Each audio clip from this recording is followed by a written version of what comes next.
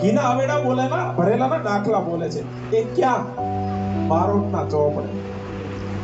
જો હું તમને એમ કહું છું કે તમે એક મઢના છો, એક પિતાના સંતાન છો, તો તમે એવું ન કરી શકો? તમે તમારા બારોટને વર્ષમાં એક દિવસ એક સાથે બોલાવો, એને સામૈયા કરો. સામૈયા એટલે તમારા પિતૃ પુરાણના થશે.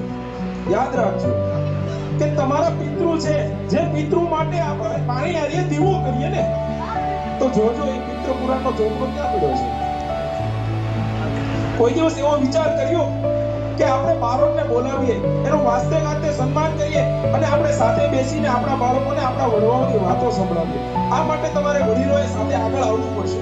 એ માનણ નથી, એનો હક છે તમારી પાસે, કારણ કે એ જે કાર્ય કરી રહ્યો છે ને એની કોઈ કિંમત ન હોય. જે રીતે શિક્ષક તો કોઈ પગારની કિંમત ન હોય, એને જે તમને જ્ઞાન આપ્યું છે ને એની કોઈ કિંમત નથી હોતી. જે રીતે બ્રાહ્મણ દેવતા કે જે તમારા પૂજા વિધિ કરે છે તેની કિંમત નથી, એનો ભાવ નથી, પણ એ પ્રકારે તમારે એને લાગણી સભર આપવું પડે છે.